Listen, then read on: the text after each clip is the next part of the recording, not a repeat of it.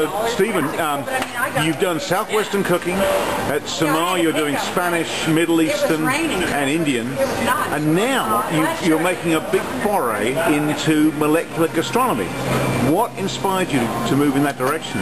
Well, actually, it was a seed that was planted some years ago. My first meal at El Bulli, which was 2006. I didn't even know how the hell he was doing some of the things. I was just absolutely fascinated.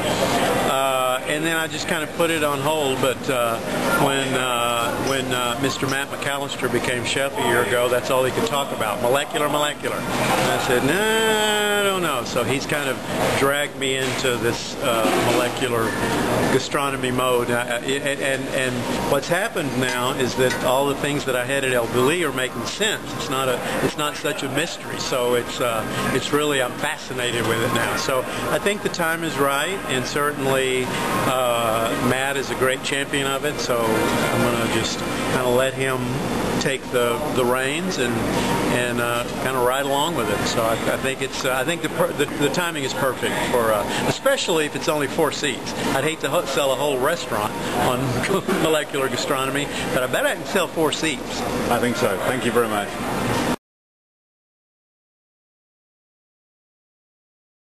Matt McCallister, you're executive chef here, and Stephan Pyles has said that you were very interested in molecular gastronomy.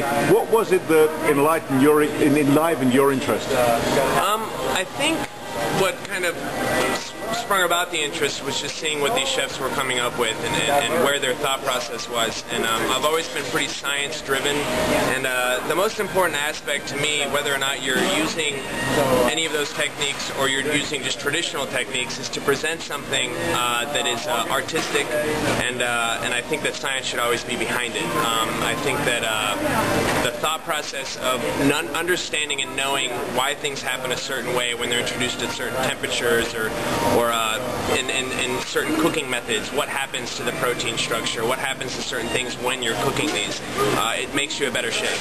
And I think that's the most important thing that's come out of it, is just thinking about what you're doing as opposed to just kind of cooking. And I do cook with emotion, and I do cook, because it's something I love to do, and the artistry of it, but incorporating this aspect, I think, can only make you better. So, and that's kind of what I've gotten out of it. In the course of the many experiments that you've done, what have been some of the most interesting things that you've come across, either good or bad?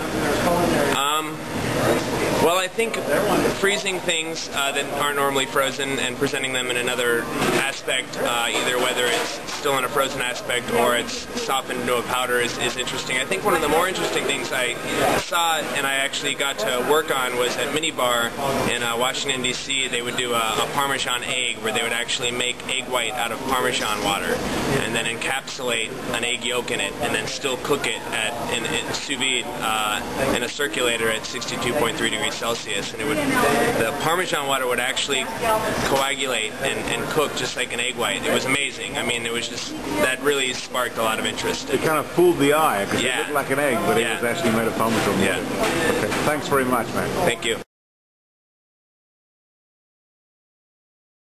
For almost a year, just with playing around with different techniques. Yep. Now we kind of have our ideas of techniques and stuff that me and Stephen, we were at Madrid Fusion, we saw lots of stuff and ideas, and we both have a pretty extensive cookbook collection.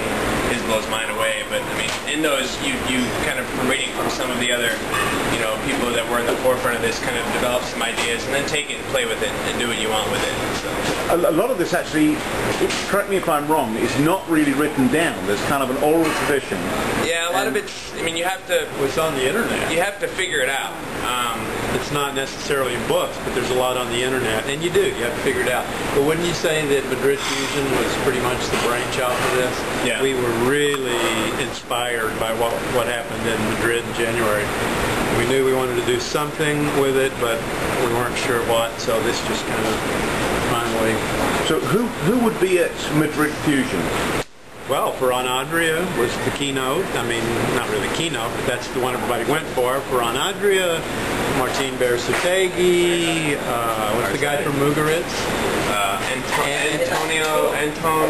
Yeah, I can't remember his name, but Mugaritz, he's Jean Roca from Cellar Con Roca, Arzak, Elena Ann, Juan Marie, The top chef. Everybody. Pierre Gagné, there. There's a bunch of people. Alain Ducasse. Not that they're doing molecular, but they were there. It was a big deal. It's the top chefs of the world. Right. That's how broad it's. And what was interesting was that there were very few Americans. That's all. 5. Yeah. Grant Auschwitz was there. He did a presentation with Ruth Reichel, but there were no presentations by Americans. There were Australians, Japanese, Spaniards, and a few French. I think there was one Italian. And an Italian, yeah. Yeah. Well, you know, Italy has made molecular cuisine illegal. Have you seen that? Yeah.